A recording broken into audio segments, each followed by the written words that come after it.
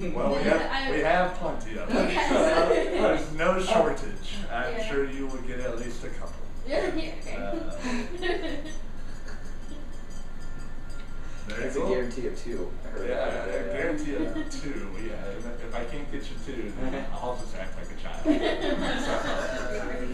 So, Eli, do you want to talk about the daily schedule? We are going to go into the daily schedule. Yeah. So I did email that out, but I'm going to get this up on the screen thing here too.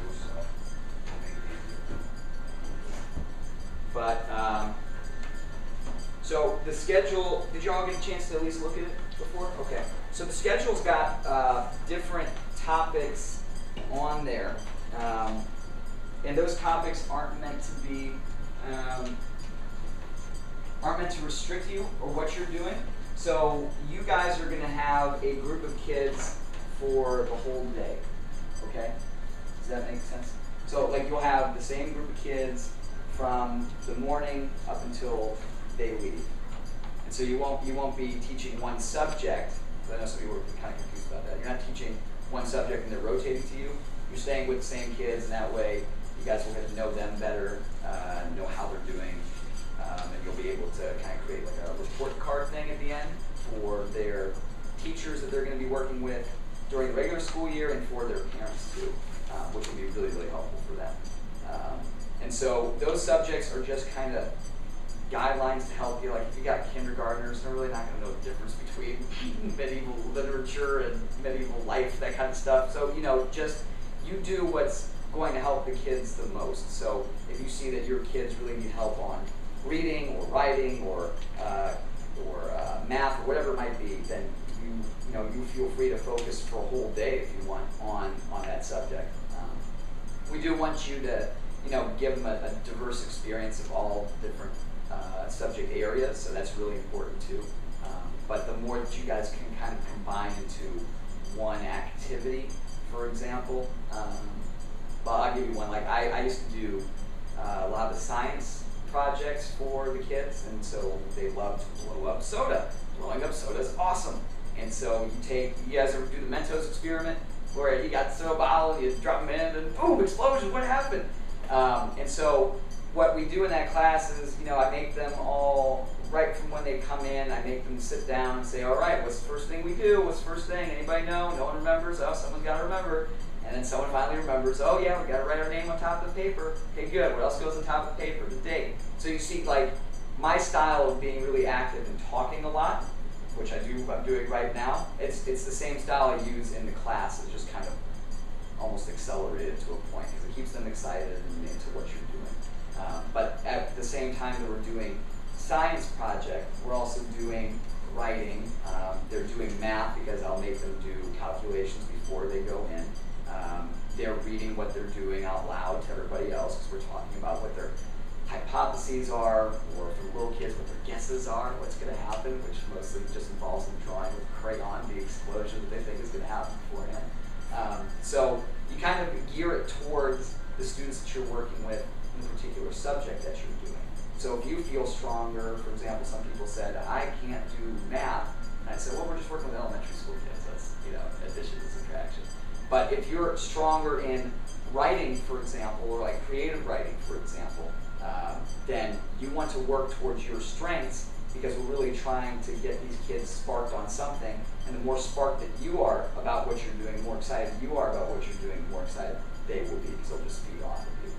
It'll be easier and you'll be happier doing it. So the schedule, the daily schedule is almost always going to be subject to some changes, but you guys will all get those in advance.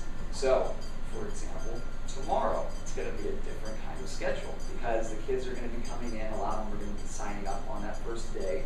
I'll be there in the morning to help out with signing up the kids and talking to parents, letting them know what's going on. Maybe some of the parents want to talk to you guys.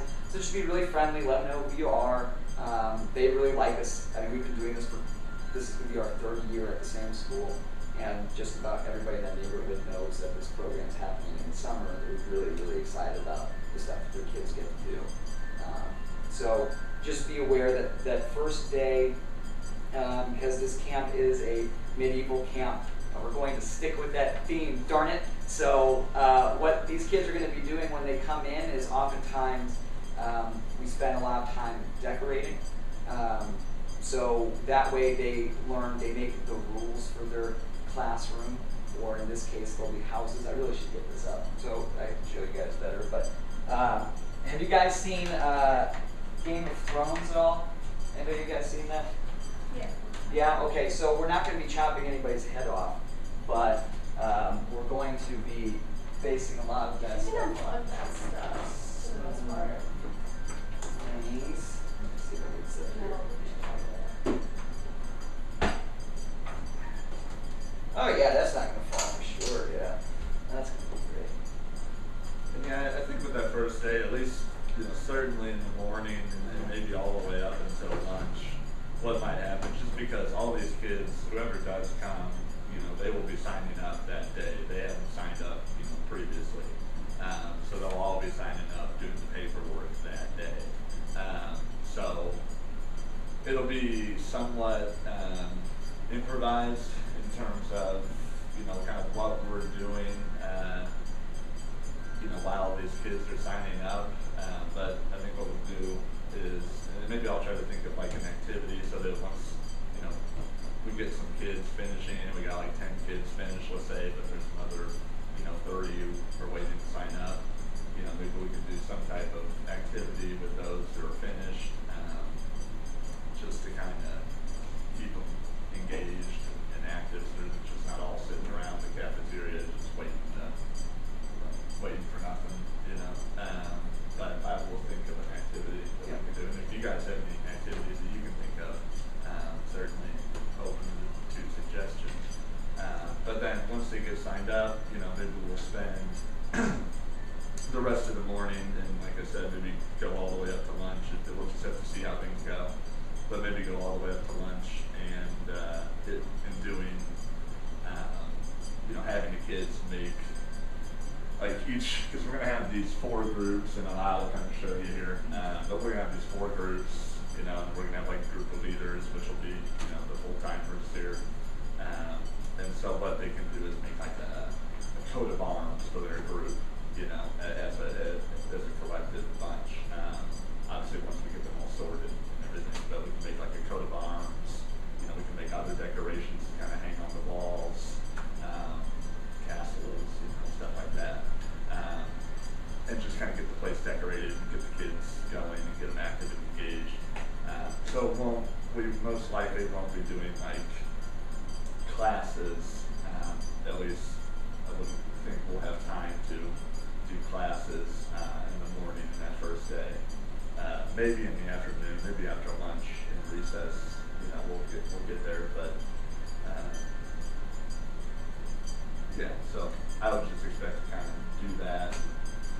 It'll be improvised, to say the least, but hopefully very organized improvisation.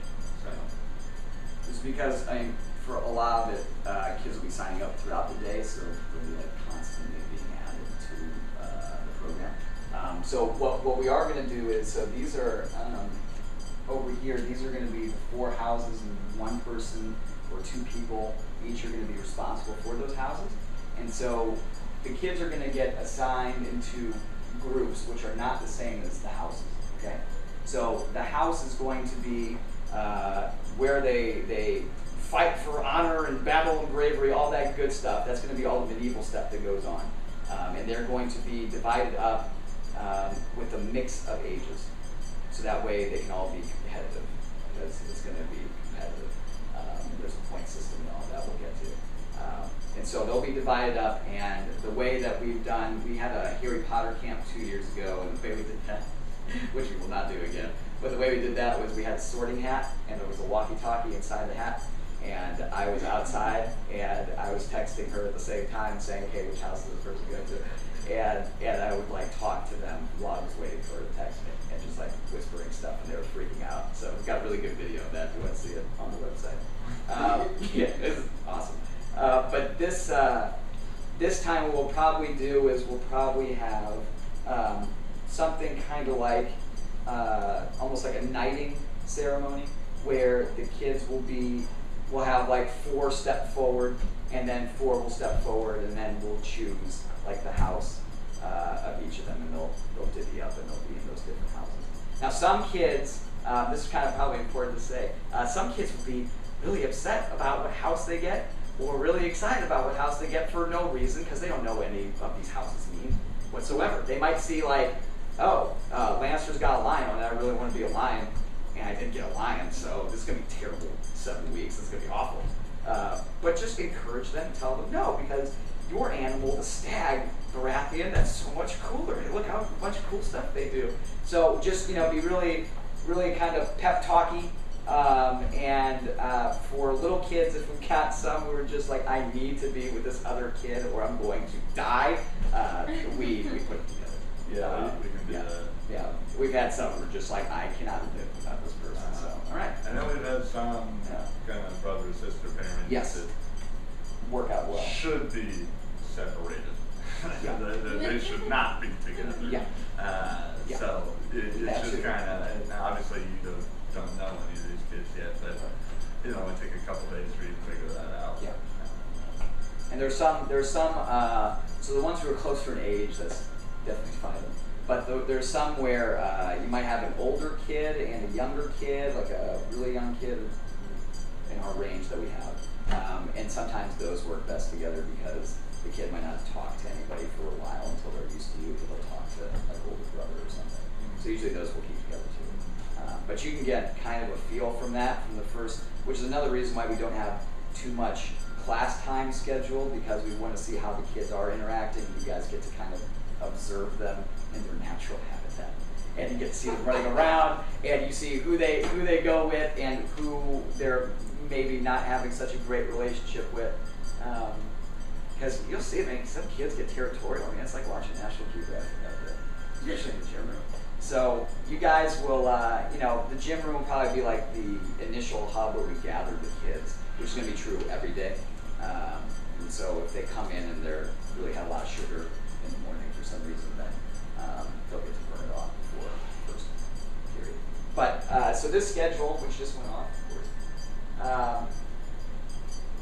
This schedule, so we have these all different and they're all staggered so that nothing's happening at the same time. That doesn't really matter, right? Because you could be teaching, medieval literature. You could be teaching medieval literature at the same time. There's no problem with that. Does that make sense? What we would do is the only thing that needs to be staggered is if somebody needs to use the computer lab or the gym room for some reason. And so what we'll have is a sign-up sheet where you just say, at this time I'm taking the gym. And then everybody knows, okay, well I can't, if I had a plan to use the gym, I can't do that now, I'll have to wait. Now, what is that sign-up sheet going to be? We'll have that, that'll be with you. So that'll be most of the stuff's going to be by email. So we do a lot of communicating by email. And so if you need a room or if you need something beforehand, he's your guy and he's going to coordinate all of that. Does that all make sense? So we do have access to a computer lab. If you do use the computer lab, watch the kids closely, and especially those who are laughing or seeming to have a very, very good time. Because they're probably playing some video game from some website I've never heard of, and just tell them you can't do that. And we'll have that in like the point system too, that they'll get points reduced, so they'll know. So we have that. You can basically do whatever you want with what they have at the school. We have the lower floor that's usually just for us. Sometimes they have like a GED class that comes in. There's nothing down there. Nothing this year? Awesome. So the entire lower floor is ours. It has the cafeterias on the lower floor. It has, I think we have 4 classrooms available to us. One is like an art room. So if you're trying to do an RC type activity, obviously try to reserve that room if you want. 2 of them are just kind of more standard. Well, one's really a standard classroom. The other one is a classroom, but it's more open. So that became kind of the dance room last year. They just kind of moved all the benches, because it just had benches, it don't have like desks or anything in there. So, so they just moved all the benches, to the sides and to the back, and just had an open space, and that kind of became kind of the dance room in there. I'm trying to think of what else. There's also one of the other classrooms is like a preschool classroom. Right. one thing actually to note about that is that there are like a lot of toys in there for like little kids, and those belong to the teachers from the regular year. So you really don't want the kids messing with that, like breaking things and taking stuff, because they will get upset about that. And then And most of that stuff is like the teachers try to lock up. yeah, most of it is locked up, but hide sometimes they what get they into it. can. Yeah. And then in the music room, there are keyboards. Are they still in there? Or are they? They were not in there in that room. Yeah. That room we're talking about. They were not in there when I was on Friday. If they are in if there, they then are, keep don't them touch off the it. Yeah. keyboards. Yeah. Unless you have a keyboard lesson you'd like to teach. Well, then we have to talk to Gardner about that. Oh, okay. Yeah, maybe. Yeah. And so you also, the rooms look very different, and so use that to your advantage when you're developing your house culture, because each house will have one of those rooms. Okay, so like one has a dungeon looking thing in it. Did you see that? With like the stuff that's locked up behind it, Oh, like yeah. a cage. Uh-huh. That was Slytherin, of course, right? Uh-huh. Duh. And so, use, and the little kids room is Hufflepuff, just because Hufflepuff sounds like it should be like that, so that's the way it works. But it's something that really does develop over time, and since we're doing this for a bit longer than we have in the past, that'll probably be a pretty big deal, especially with like the point system and everything that we have in place. So, let them get into it. It should be a fun. Yeah, I mean, really embrace that whole idea of building the house and and decorating and designing, but instill some pride in these kids in their house. You guys are kings and queens, folks. Right. You rule these houses. They're lords of the manor. Yeah. So have fun with it. I think the kids will too. But it kind of starts with us, in terms of we have to really enjoy it for them to enjoy it. And at first they might kind of push back a little bit. They might be like, "Oh, it's stupid," but you just kind of keep pushing, keep working with them, and then they realize it's kind of fun. Yeah. And especially when we have, hopefully what we're hoping, and it may not happen every day. It kind of depends on timing and how things work, but kind of what we're hoping is that we will have this house challenge. It's on the schedule there, but it's blocked for the last 30 minutes of the program. Hopefully we will stay on schedule and have time for that every day. And that house challenge will be, again, each house will, aggregate, and then they will, depending on what the challenge could be, they might just send one representative, or they might do the whole team. It just depends on what the challenge might be. So they love, and it usually takes place in the gym. Yeah. And like these kids love, knockout, basketball game knockout. Yeah, they love that game. So like, we probably do that, a couple different times. We might have a counselor knockout, for to earn house points, that kind of thing. So that the winner would earn so many points. And then various other challenges. And again, if you have any ideas for challenges, feel free to throw them my way. We can try to make that happen. She's creepy. She may creepy. I can get it. It's alright. She's kind of creepy. She's well intentioned. She's just. Shibby. She always wants to get in meetings. Yeah, she really does. I mean, Yeah. she's got a lot to contribute, but sometimes she just needs a break. She comes off the wrong She way. works so hard, Yeah. But yeah, so I mean, we're trying to do these house challenges, and really, I think it will add a certain degree of cohesiveness to the program in general. If we can really get these kids behind their houses and interested with that, having fun with that, and really caring about that. And I think it is tied into the kind of discipline program as well. Yeah. Mhm. Yeah. So the house challenge. I mean, basically these houses are pretty central to this program and to kind of maintaining order and effectiveness. So what will be happening is within these periods, you might have like a part-time person come in, and so for the full-time folks who are the heads of each of these groups, and those are the age groupings, the heads of each of those groups will then be in charge of one of the part-time folks.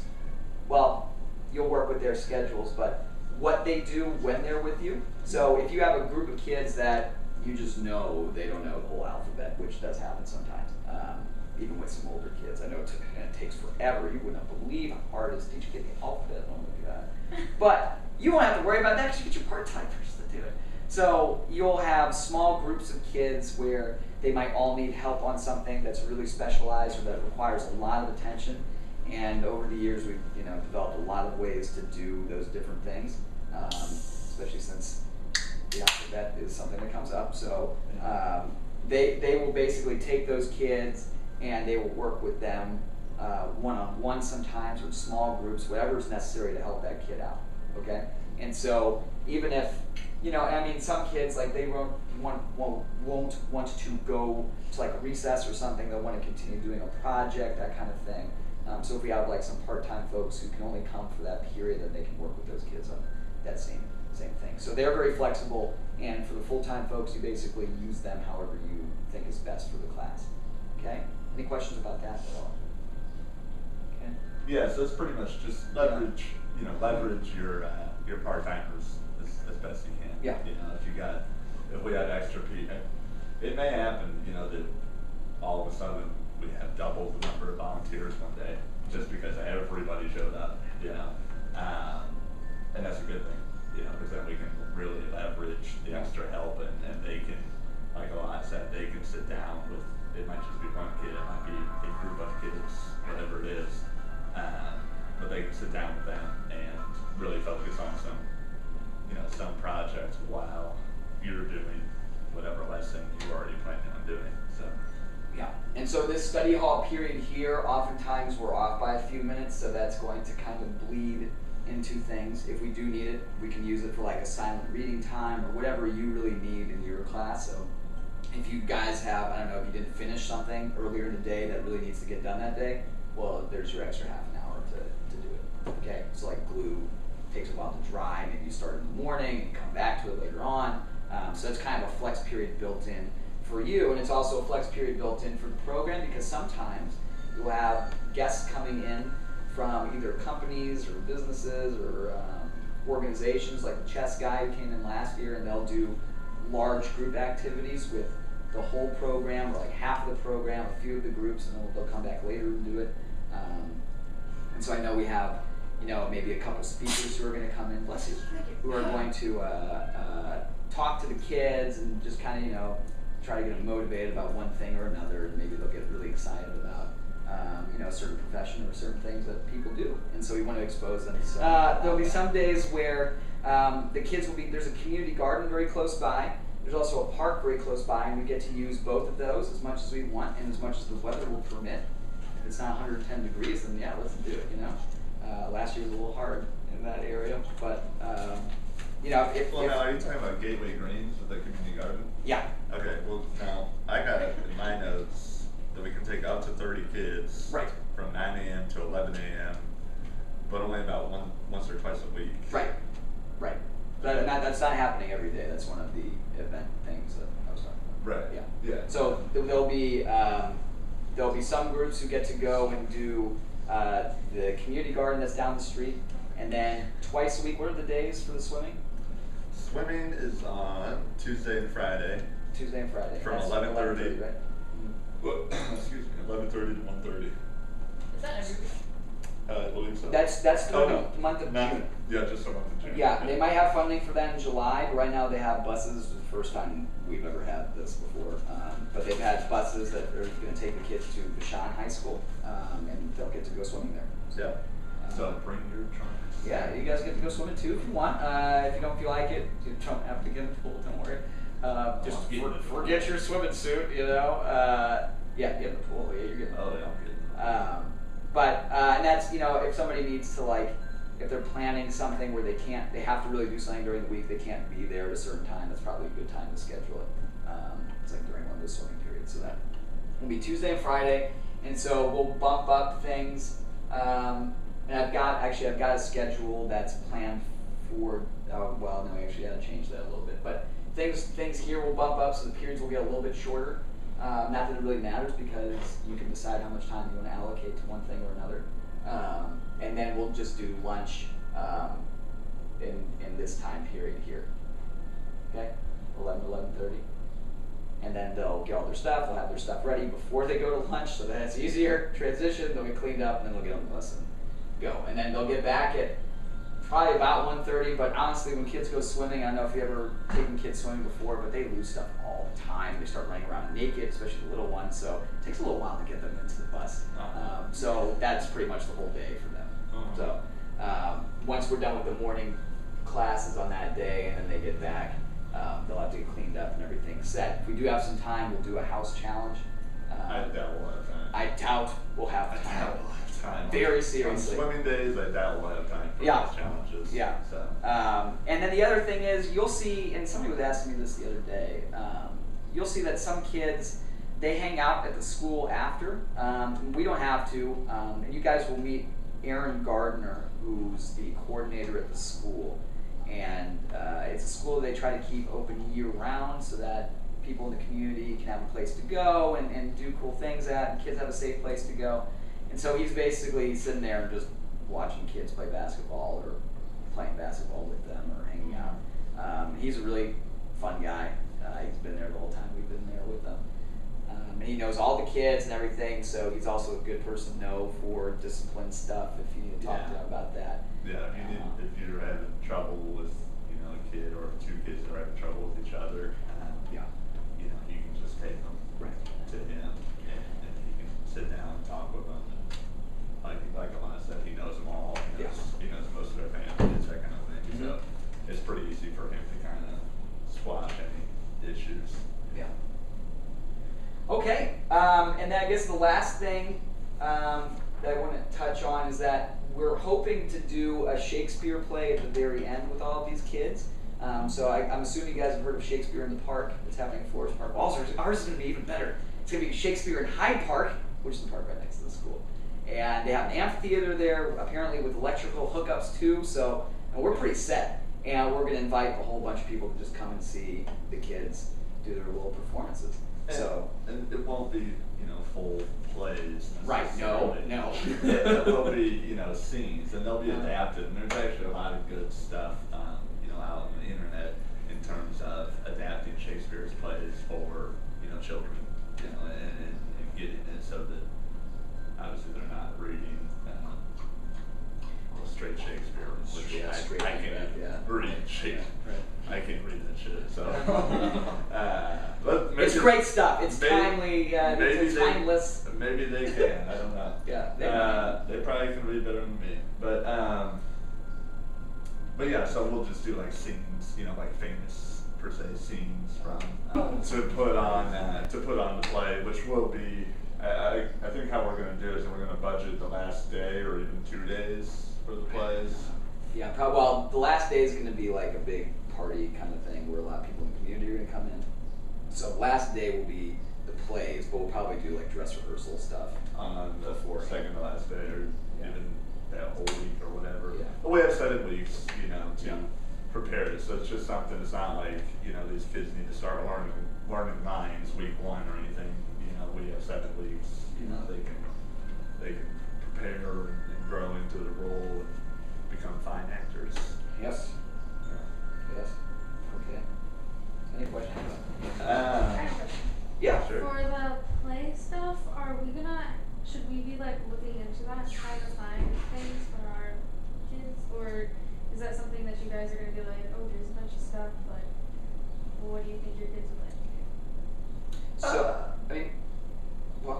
I would say mostly it's what the kid. Well, see, we have some differing views on this. Yeah. So I always try to have like kids do a lot of writing and stuff, and it never comes to anything because they never finish it or figure out what the heck's going on. So what will happen is, because we do have 7 weeks with them, you can introduce different things to them, and then they'll let's do a vote. So it feels like they get a choice. Yeah. And they're choosing between, this one's really cool, and this one's really cool, and this one's even better, so let's do this one. And so the kind of what we want to do is, and what you probably want to do to keep them under control is to have them invest in whatever they're doing. And so the more choice that they have, the more decision making that they get to do within a class, which oftentimes they're not really trusted to do. And actually we're going to see a video that I use as an example that kind of shows you've got to give kids some buy-in and some responsibility. And oftentimes the schools that kids are going to, they're just being told, do this, do that, do this, don't do this, don't do that, do that. And so even if you really are telling them we are going to do Hamlet and we are going to do this act, you set it up in such a way that they feel like they're actually making that choice. Do you know what I'm saying? Yeah. And so a lot of what's going to be going into like your lesson plans are stuff that we all help you do, but if like you find something that really works, go for it. Yeah. So for the lesson plans, are you gonna give us like sort of like just kind of topics that we should be teaching them about, or is it just kind of like whatever you feel For like you to teaching design, whatever. I mean, I think we have sample lesson plans certainly, but it's kind of up to you what you want to teach them and how you want to teach it. Mm-hmm. Okay. The topics, it all goes back to reading, writing, math, science, right? Because that's the focus, and that's what these kids get tested on, and at a certain grade, I think it's third or fourth. If they don't pass the test, then they don't get to go on. Right? Well, that's how it's supposed to work. So that's the focus. So whenever you're designing a lesson, it could be about marbles in motion, right? It could be about marbles in motion. It could be about making slime, which I don't think we'll probably. Well, maybe we can do this here. I don't know how we fit that in medieval stuff. But anyway, alchemy. Okay, alchemy. Great, that's great. Yeah, let's do the Harry Potter camp all over again. So for like the slime thing, and you just do this. You set like a routine in your class. We should really go to that. We should probably just go to that part of the class. Yeah, I agree. Right? Yeah. But it's really you're just trying to find out how many ways can I get these kids to write, to read, to do math, to be thinking critically, really critically about what they're doing, but not know that that's what they're doing. Right? We don't want them to know that I'm going to school, but they're going to school. They're actually in a school, but we're creating like this whole fake medieval thing so they have no idea that they're in school. But they know they're in school. Some of them know. They see through it, especially the older ones. So you got to get, what you do with the older ones, which we'll talk about, is you enlist them. You give them responsibility. They're the special ones who know the truth. They've seen the light, but they have to keep these little kids in line. They are the ones. They're the last ones who can keep these kids interested in having a good summer. So you would do that, right? Okay, I'll do that. Right? So we're creating like this fantasy world that you can see through, we can all see through. I kind of stopped seeing through it. I get so into it, it's insane. Yeah. Once you try to keep that world intact as long as you can. It's like Santa Claus. As long as you can, right? Yeah. No, it's really sad. It's okay. But just to circle back to Alon's point, so with like the Shakespeare scenes from Shakespeare's plays, we'll try to do. As Alon said, and it's very important, that these kids get a lot of input, and they feel like they own it and it's theirs, and it's something they create. And that's certainly true. I will say this though, having them write the scripts, not so good. Exactly. So, at least what I plan on doing with the kids that I'd be working with is I plan on basically, writing the script, but they're going to be kind of the creative forces driving it. They're going to be the ones throwing out the ideas, saying, I'll tell them, I'll pick a scene from Macbeth, and then we'll talk about what that scene is, and I'll throw it back to them, and I'll be like, okay, how do you guys want to do this? But at the end of the day, I'll be the one writing out the lines, giving them, putting their names, giving them ownership for lines, so they understand, that this is my line, this is my part in that scene, this is what I'm supposed to do. So they have a sense of, they feel tied to it in a way. But it's also, a little more refined in the sense that it's us writing it for them. But they're generating the ideas. We're not actually doing all the work. We're just writing what they're saying. You know what I mean? And you'll see in your class, depending on, if you've got like kindergartners, they ain't gonna write anything. Right. Right. If you've got 6th or 7th graders. I mean, we've had some kids who come in with a ton, like they're just so far ahead of their grade level. It's ridiculous. Like some who just knew the whole like scientific method, everything that you're doing in high school, over, hypothesis, all that stuff. They just knew all of it. And so you'll find out pretty quickly what your kids can and might need some extra help doing. And so you guys will figure that out. But you certainly want to guide them pretty well. God, dude, it's gonna be okay, dude. You're right. Okay. So I guess we'll go on to the rules stuff, which we can shoot through pretty quickly, and then we'll do lesson plans. If people bring those lesson plans and stuff. Yeah. Okay. And so what we're going to do is we're going to, when we get there, so you can start thinking about while I'm talking through these really boring rules in a second. Is you can we're going to divvy up into two groups and just talk about what you guys have in each of those groups, and then we'll do that for like. Okay, and you should have a sheet with this too. So first thing, we're going to dress codes. Does anybody have any questions about that? Because no one really does, we can just go through. Because I know I talked to some people about this. If you're wearing jewelry or something, probably don't. But if you do, and you've got little kids around, really watch out because they hug and grab and grab things. So just be careful. If you've got any valuables that you normally bring with you, you can store that with Mr. Gardner in like the office that he's got. But I would just suggest if you can, don't bring them. Cell phones are okay, just don't be using them, during the day while everything's going on. If you've got some emergency call thing, let Sam know before, so you can have somebody cover for you while something's going on. Yeah, because if they see you checking your cell phone during a lesson, then they all pull out. I mean, a lot of them have phones. Right. Yeah. Like they're like barely walking and they have a phone. Yeah. So if they see that, they just think it's kind of like carte blanche that they can do it. Mm-hmm. So try to keep phones in pockets or purses or keep them stowed as best as possible.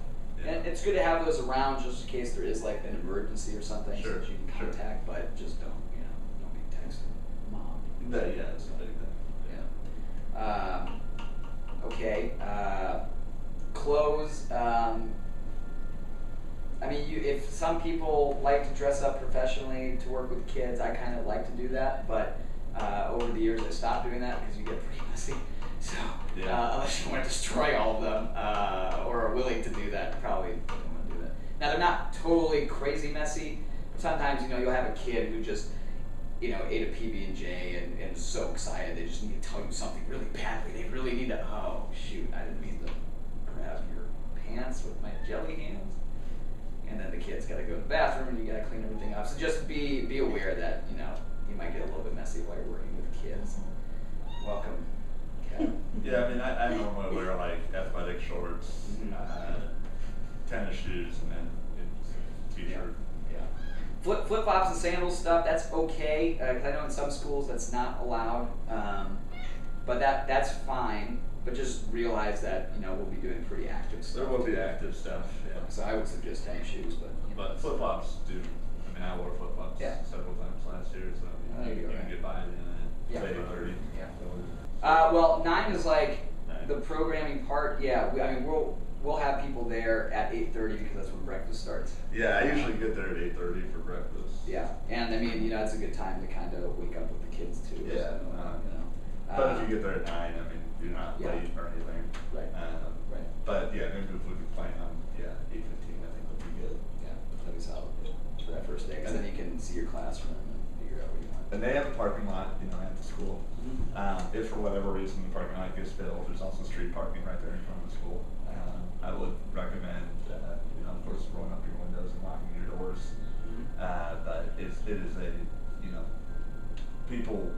The way that Mr. Gardner puts it is that there is a lot of, car theft and vandalism in that area, but not the school. Everybody respects the school too much to do it there, so your stuff should be fine. But again, it just kind of goes back to a last point. If you don't need, I don't bring my gold bars when I go because I don't need them. Oh, you stopped bringing those? Yeah, I take them everywhere else just in case. Oh, wow, I didn't know that. But I don't bring them. I know what messes up the area around the school. So school's very safe.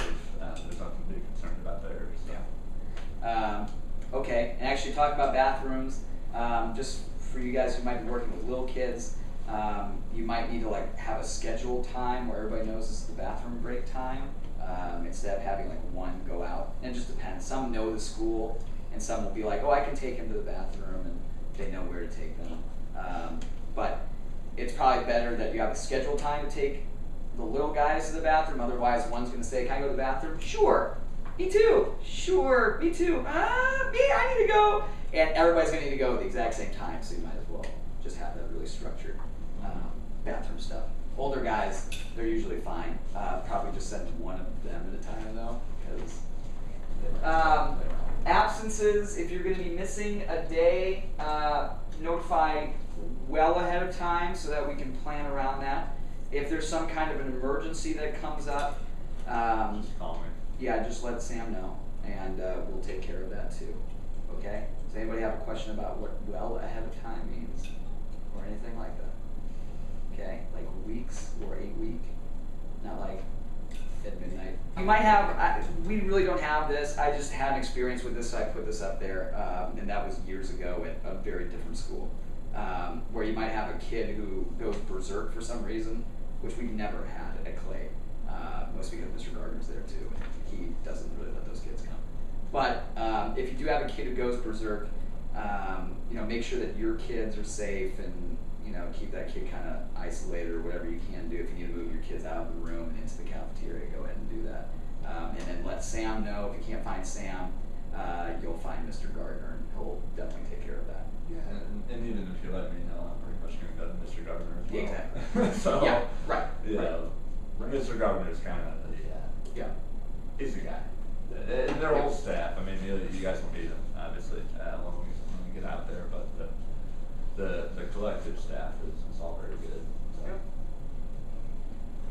Okay. Well, before we do the classroom stuff, let's do. So, if you guys have your lesson plans, Can I just ask a quick question? Yeah, sure. I think it's this is maybe just my legal Yeah, side coming up, go for it. but I think it's important to know that as volunteers working with kids, you're also mandated reporters. Yeah, as well. So I didn't know yes. if you were going to get to that. Yes. So if you build relationships with kids and they tell you something that doesn't sound right about maybe things going on at home or something like that, then you are required by law to report to someone. So I'm assuming you go to Sam, you go to Mr. Gardner, you go to someone to tell them this kid told me something that didn't sound quite right. That's going on. So Right. just Yeah. something to Yes. Good. Yeah. Does everybody understand that? We did actually have that happen at a different school. Was it 4 years ago? Yeah. Oh yeah, a while ago. And actually that reminds me of another thing too. Yeah, I mean, what you do is you tell. You can either. Make sure that we're in the loop too, but Mr. Gardner will be the main contact. But essentially, like, I'll definitely be making sure that that report gets somewhere, and that the right thing is being done, because we've got contacts with like social workers and that kind of stuff too.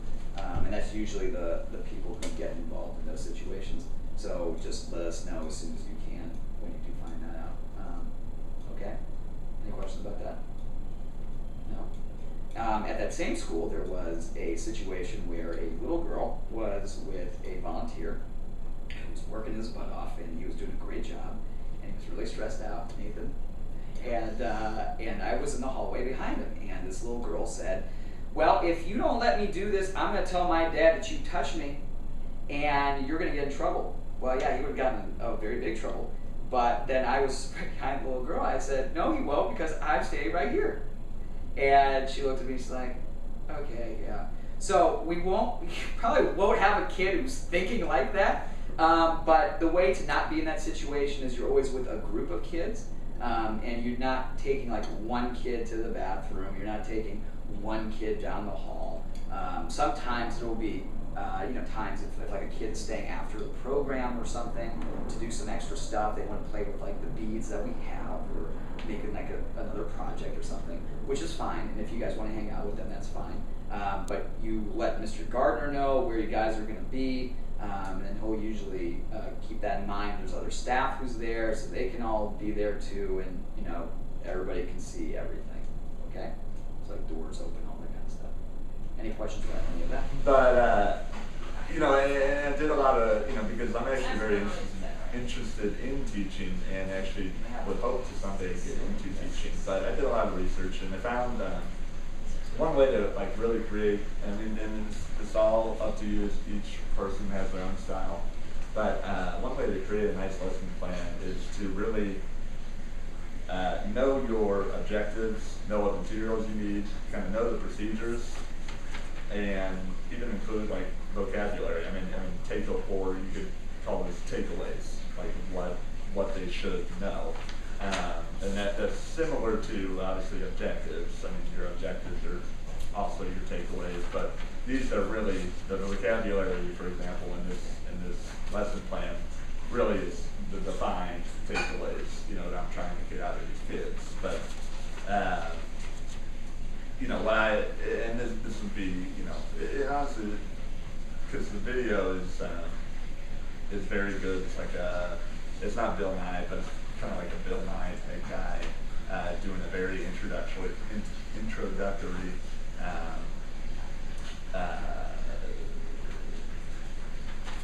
physics lesson, basically. I mean, he focuses on Newton's 3 laws of physics. Now, I know that, I didn't learn that until high school, and even as a kid, I wouldn't have much concept of it.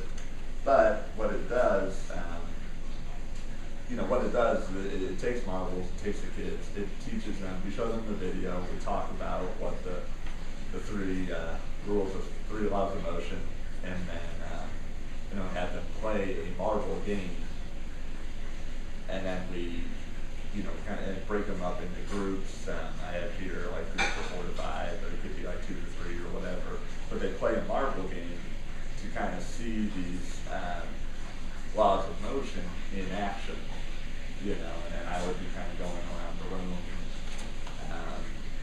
just kind of asking them as they're playing, there's the 3rd law. Do you see that? The kid will be like, no, and I'll be like, oh well. Let me explain.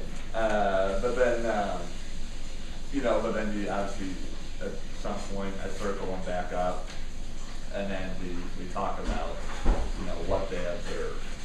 Did they observe any laws of motion? And many of them will probably say no. And I'll say that's impossible because there's 3 and they have to be there. And then they'll yell at me, and then I'll yell at them, and then that'll be class. No, but. My point is, this was what I found to be like a good structure for making a lesson plan. It didn't take long, and there's actually a ton of lesson plans out there, on the internet. You just kind of Google lesson plans for elementary kids, million lessons. But I think if you know what your objective is, you know what materials you need, you know kind of the procedures, what we're having them do, and at the end of the day, their takeaways, what you want them to learn. So like at the very end of that class, I can kind of say, so what does, who can tell me what force is? And, I don't even know what force is. but hopefully one of them will, that kind of thing. So that's just kind of my approach, I guess, to lesson plans. But obviously to each his own, however you feel you can most effectively do it. You should do it. Can I also add to that? One thing that would help, because you're going to be having these kids throughout the summer at the same ones, and probably having a pretty good routine in what you're teaching and when you're teaching it.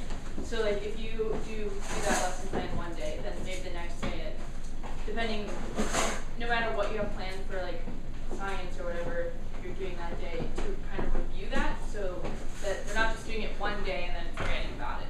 So just, make sure they're recalling it. And, sure. Even if it's just a few minutes. Yeah, you take those first couple minutes of class and you say, okay, so, remember the marble game we played yesterday, what's the definition of force? And I still don't know. But maybe one of you do, I gotta think. But yeah, just take, and I said, I think reinforcement's good. 3 or 5 minutes the next day at some point, and just kind of try to reinforce that and see if they really took away what you wanted them to take away, or if they just want to play with more marbles, which chances are they just going to want to play with more marbles, but who knows.